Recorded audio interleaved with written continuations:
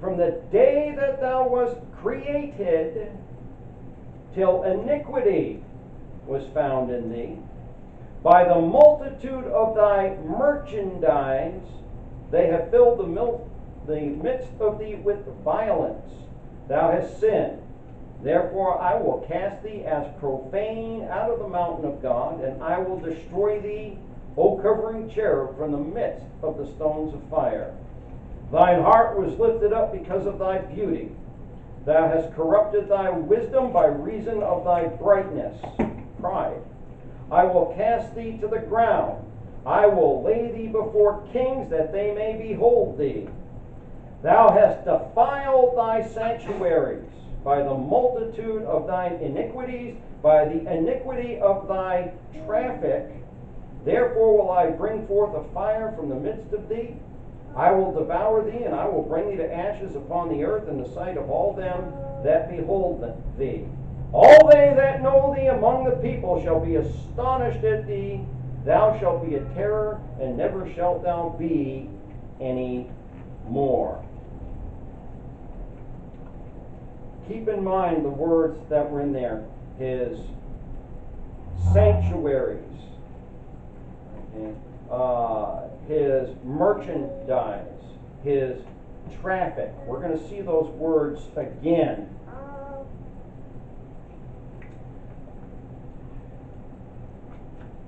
In Job 40:41, we're given some description of him. Go back with me to Job.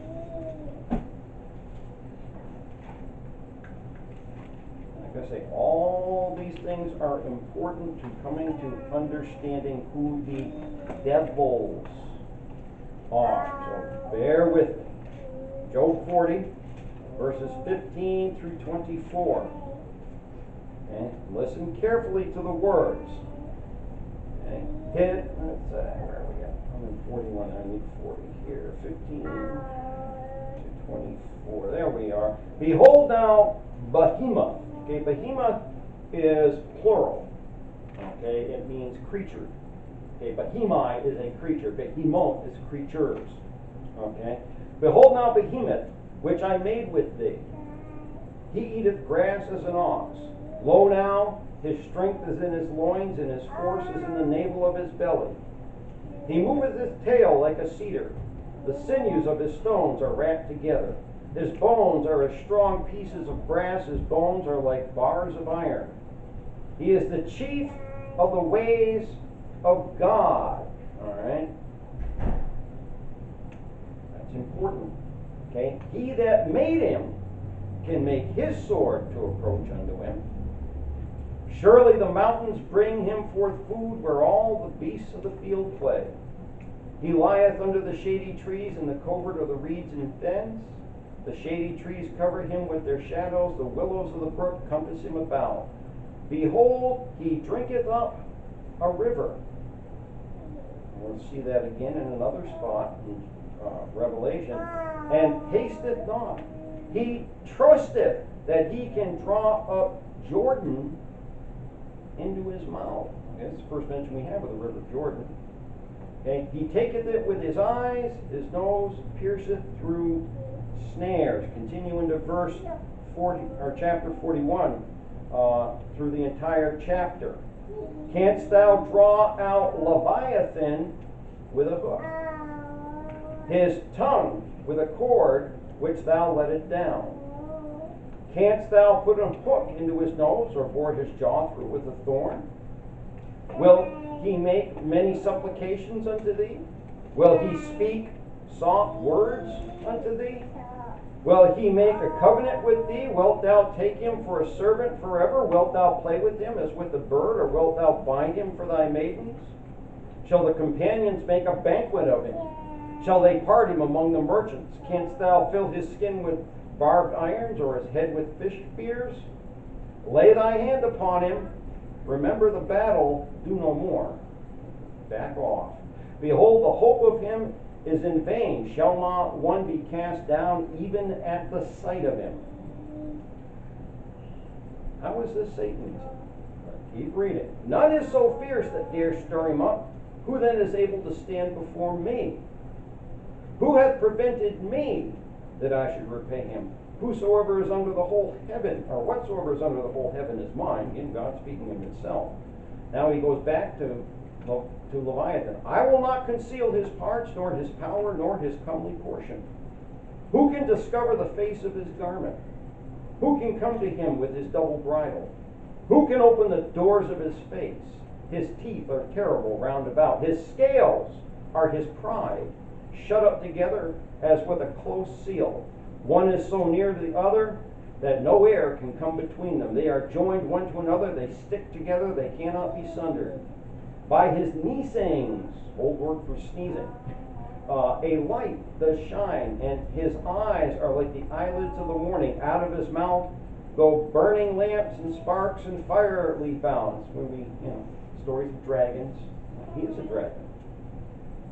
Okay. Let's see. Out of his nostril goeth smoke, as out of a seething pot or cauldron. His breath kindleth coals, and a flame goeth out of his mouth. In his neck remaineth strength, and sorrow is turned into joy before him. The flakes of his flesh are joined together. They are firm in themselves. They cannot be moved. His heart is as firm as a stone, yea, as hard as a piece of the nether millstone. When he raiseth up himself, the mighty are afraid. By reason of breakings they purify themselves. The sword of him that layeth at him cannot hold, the spear, the dart, nor the habergeon. Habergeon is a suit of armor. He esteemeth iron as straw, and brass as rotten wood. The arrow cannot make him flee. Sling stones are turned with him into stubble. Darts are counted as stubble. He laugheth at the shaking of a spear. Sharp stones are under him. He spreadeth sharp pointed things upon the mire. He maketh the deep boil like a pot. He maketh the sea like a pot of ointment. If you've ever been in a big ship, especially at night, and you go to the stern of the ship and look out on the water is like it's boiling, and it glows. It becomes phosphorescent. He maketh a path to shine after him. One would think the deep to be hoary.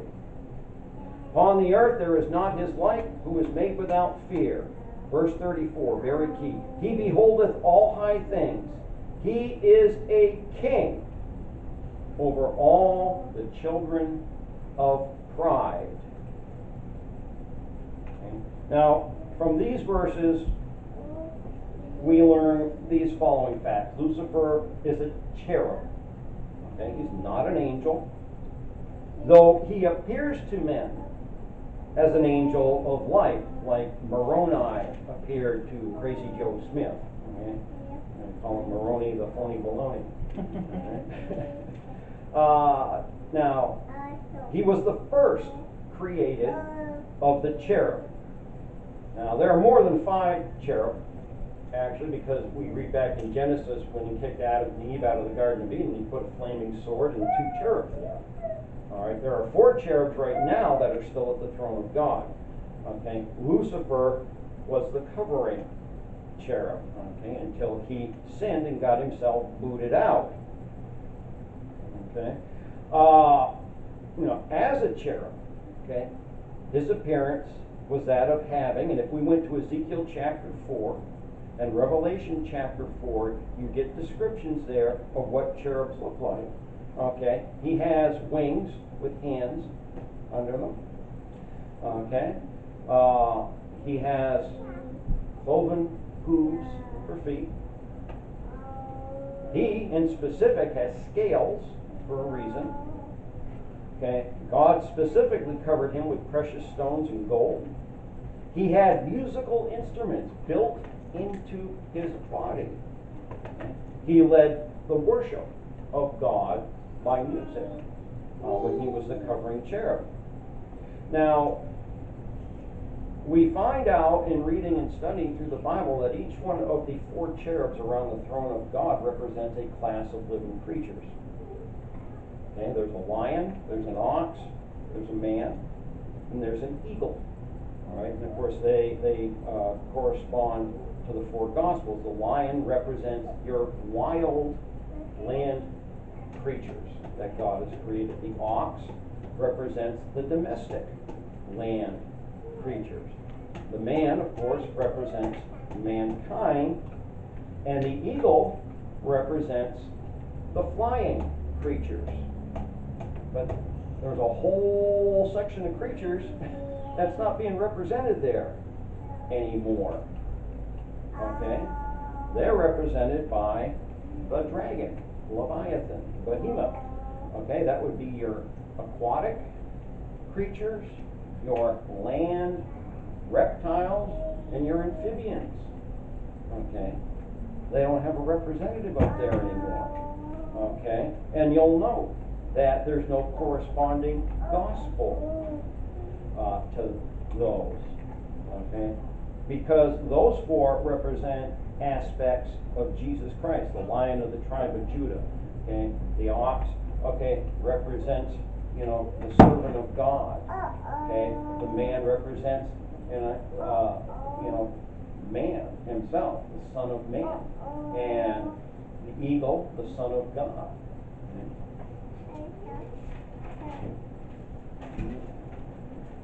Now, his position again was a covering cherub. He was actually over God's head. The covering cherub. Just like in the temple where you have the Holy of Holies and you've got the Ark of the Covenant and it has a cherub on each end and the wings come up over the mercy seat. Okay? And again, he led the worship of God with music. The other four that says are there day and night saying, Holy, holy, holy, Lord God Almighty, that was and is to come. All right. His name was Lucifer, which means to give light. All right. So now we're going to start getting to where we're looking at where do the devils come in. Genesis chapter 1. In the beginning, of course. Genesis chapter 1, verse 1 and 2. In the beginning, God created the heaven and the earth. Pretty plain statement. Verse 2. The earth was without form and void, and darkness was upon the face of the deep, and the Spirit of God moved upon the face of the waters. What happened? Okay. God doesn't create imperfect things. Okay. God created the heaven and the earth. It was perfect. Now all of a sudden the earth is without form and void, and darkness upon the face of the deep. So something has happened between verses 1 and 2. There are those refer to this as the gap theory. It's not a gap theory at all. There's no theory at all. We study in the Bible, we find out, yes, there was something that very significant that happened there in between. What occurred between the creation of the earth and its recreation, which is what we go on and read here in Genesis chapter 1, is God recreating the earth. This gives us tremendous insight into the devil and to his devils that he does not want man to have. So we have to look at what occurred here. We have to look at what happened prior to the earth's first destruction. Why did God destroy it? He did it. Why did he do it? Okay. The thing is, in the Bible, it doesn't give that to us in a direct story. God puts it in there in typology. That's why it's so important that you read the whole Bible, because you won't get that typology and things. Just the same we were talking earlier about the typology of Babylon and Tyre being types of the beast's kingdom. Okay, so we need to look at this typology here, and so we can determine this. So let's go to Revelation 17. Now we go from the first book to the last book.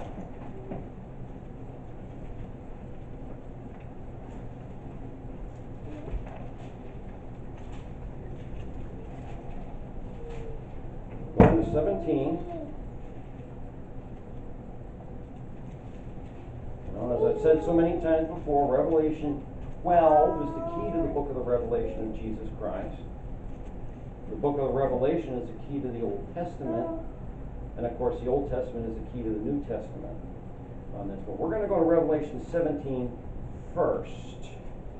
here, verses 1 through 18. And there came one of the 7 angels which had the 7 vials, and talked with me, saying unto me, Come hither, I will show unto thee the judgment of the great whore that sitteth upon many waters, with whom the kings of the earth have committed fornication, and the inhabitants of the earth have been made drunk with the wine of her fornication. So he carried me away in the spirit into the wilderness, and I saw a woman sit upon a scarlet-colored beast, behemoth, full of the names of blasphemy, having 7 heads and 10 horns. That's why the term behemoth can refer to the great red dragon. It's because of the multiple heads. Okay, and the woman was arrayed in purple and scarlet color, and decked with gold and precious stones and pearls, having a golden cup in her hand, full of abominations and filthiness of her fornication. And we know from other studies this is the Church of Rome. But we're not going to go into that for this particular study. And upon her forehead was a name written, Mystery, Babylon the Great, the mother of harlots and abominations of the earth. And I saw the woman drunken with the blood of saints, and with the blood of the martyrs of Jesus. And when I saw her, I wondered with great admiration.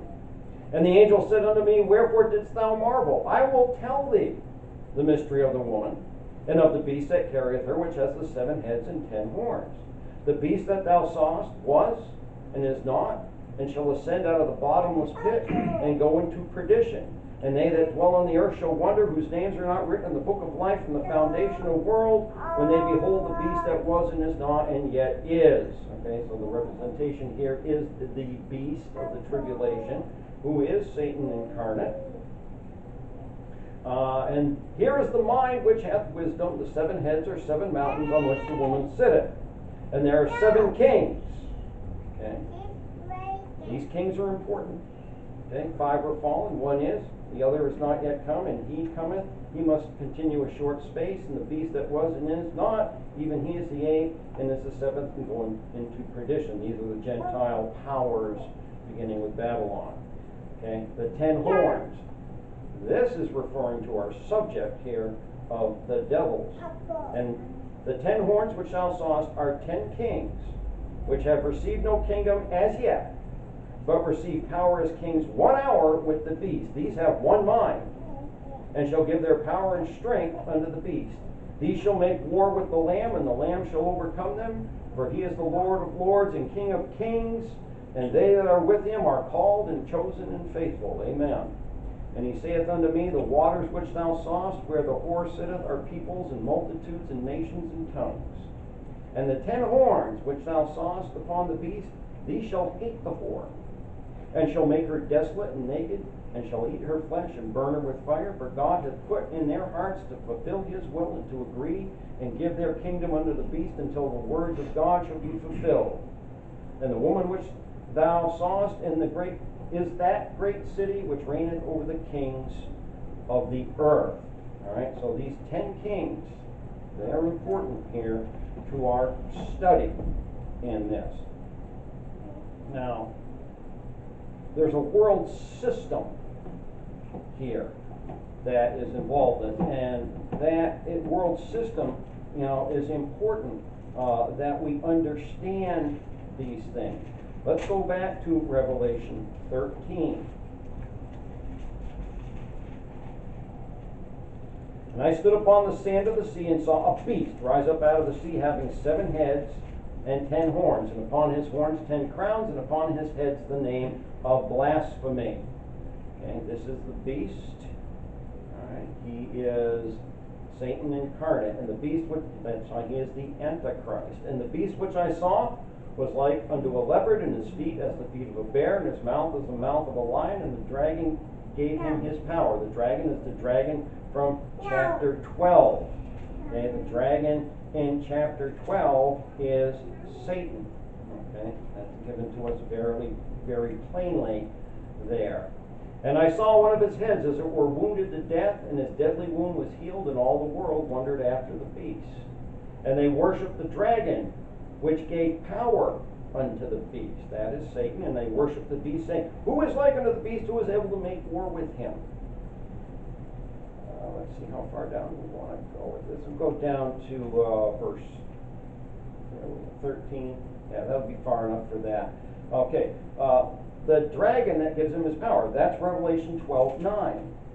Okay, back here, very clear. And the great dragon was cast out, that old serpent, that's where we meet him in Genesis, called the devil and Satan, which deceiveth the whole world. He was cast out into the earth, and his angels were cast out with him. Now here in chapter 12, okay, we've got 1/3 of the angels of heaven rebelling with him.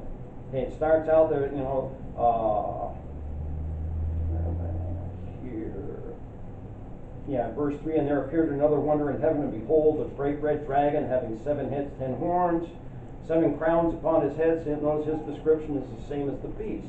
And his tail drew the 3rd part of the stars of heaven, okay, and did cast them to the earth. And the dragon stood before the woman, which was ready to be delivered for devour. And it goes on, it says, and there was war in heaven. Okay, Michael and his angels fought with the devil and his angels. Okay, that's all future, though. This hasn't happened yet. Okay, this has not happened yet. All right, so that's important that we know that these angels are not devils.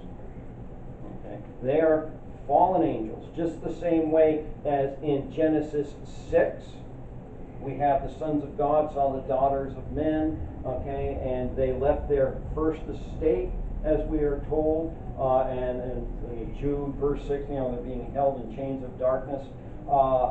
They're angels who cohabitated with human women. They left their first estate and position, which was being spirit beings, angels in heaven. They became as men, and they died as men. They died in the flood. But they were who produced the race of beings that we know as giants. All right. So they are not the one. Now, did Satan corrupt angels? Yeah, same way he corrupts human beings. Okay. They are not the devils, though. Okay. Again, the Bible's a history book. And the scripture says that there's nothing new in Ecclesiastes under the sun. And that's why you'll hear me say sometimes, if you want to know what's going to happen in the future, read the Old Testament. You want to know what's coming. You want to know what's going to happen there. And of course the sad thing is, not only do men not learn from history, but apparently spirit beings don't learn from history either. Because during the Great Tribulation period, there's going to be an unholy trinity here. The unholy father is the great red dragon, Satan. The unholy son is the Antichrist, the beast. Okay, is Judas Iscariot. Okay, resurrected. He is not. He went to his own place. Okay, and he's going to go into perdition. Okay, that is Judas Iscariot. That's why Jesus said he was a devil. Okay, and we're going to have an unholy spirit, the false prophet. That's Revelation 13,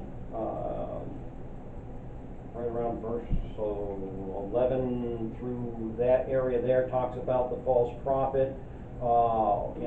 They made a statue for the beast, not of the beast, for the beast, and they bring it to life. I firmly believe that the statue is going to be a Madonna, a mother-child statue. People see these things moving and coming to life all over the world. Okay, it's not made of the beast; it's one that's made to the beast. All right, and of course, this whole mother-child worship comes from Nimrod and Semiramis in Babylon. It's the old Babylonian religion there. Now, those 10 kings, okay, those 10 kings are angels. They're rebel angels. And they are taken from amongst those rebels to rule these kingdoms. Why are they taken from there and not the devils? Because devils don't look like men. Angels look like men. Okay? If you want to know what that's all about, and I can't get into that with this particular study today, but you can start with 1938 and Superman, and come right on down to all your superheroes today, superheroes from outer space that have come to save the world. That's what it is. And the rest of those angels, guess what they're going to be doing? They're going to hold all the positions of authority and responsibility in the Antichrist kingdom exactly the same way you and I are going to hold all positions of authority and responsibility in Jesus Christ's kingdom. Okay? He's copying, okay? He's the Antichrist. All right? So that's exactly what's going on there with that. Now, Revelation 18, okay, tells us how that kingdom is going to function. Why is this all important? Because it's patterned after Lucifer's first kingdom, okay, which was on the first earth. And again, we'll say, why did God destroy the first earth? Revelation 18, 1 through 19. You can say, God doesn't just throw it out there like he does with some things. Some of these things you got to dig for. 1 through 19, and after these things I saw an angel come down from heaven having great power, and the earth was lighted with his glory, and he cried mightily with a strong voice, saying, Babylon the Great is fallen, and has become the habitation of devils, and the hold of every foul spirit, and a cage of every unclean and hateful bird. Remember the fifth term? Okay? You're going to find these evil spirits, devils, in typology in the Bible, referred to quite often as unclean birds. Why? They got wings. Angels don't have wings. These things got wings. Satan had wings. Right? And he cried, where are we at? Verse 3, For all nations have drunk of the wine of the wrath of her fornication. And the kings of the earth have committed fornication with her, and the merchants of the earth are waxed rich through the abundance of her delicacies.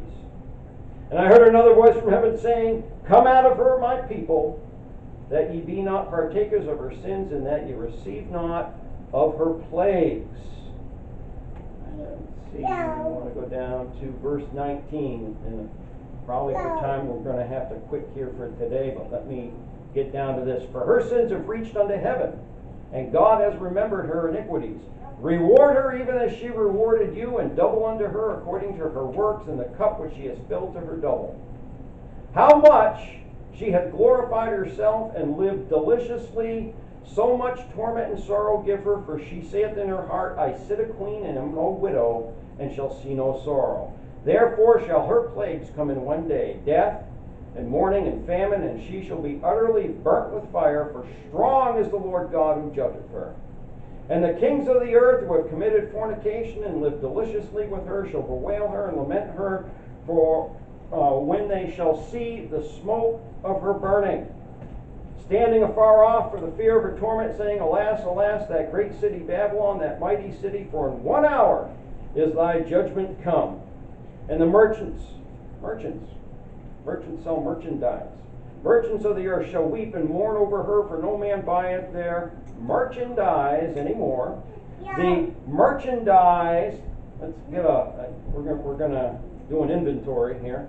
Merchandise of gold, silver, precious stones and pearls, fine linen and purple, what the whore is wearing, and scarlet, silk and scarlet, and all Thyan wood, and all manner of vessels of ivory, and all manner of vessels of most precious wood, and of brass, and iron, and marble, cinnamon, and odors, and ointments, and frankincense, and wine, and oil, fine flour, and wheat, and beasts, and sheep, and horses, and chariots, and slaves, and souls of men. And the fruits that thy soul lusted after are departed from thee, and all things which were dainty and godly, are departed from thee, and thou shalt find them no more at all. The merchants of these things which were made rich by her shall stand afar off for the fear of her torment, weeping and wailing, saying, Alas, alas, that great city that was clothed in fine linen and purple and scarlet and decked with gold and precious stones and pearls, Vatican City. For in 1 hour so great riches is come to naught, and every shipmaster and all the company and ships and sailors and as many as trade by sea stand afar off, and cried when they saw the smoke were burning, saying, What city is like unto this great city? And they cast dust on their heads and cried, weeping and wailing, saying, Alas, alas, that great city, wherein was made rich all that had ships in the sea by reason of her costliness. For in 1 hour she is made desolate. I'm going to have to hold up here for sake of time, but just let me end with this. Okay, Satan is a great dragon. All right, the deep.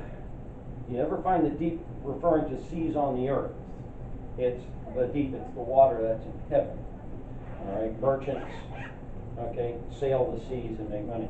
All right, just to give the preview of where this is all going. Lucifer. Okay, the Bible's always been about a king and a kingdom. Always been about a king and a kingdom. Okay, now God, as wise as our God is, okay, knew what it was going to take to get to the point to where he is going to have that sinless race of beings who love him because they choose to. And so to start with, he had to create for us an enemy. That was Lucifer. He started out as the king of the earth, and there was a race of beings on that earth.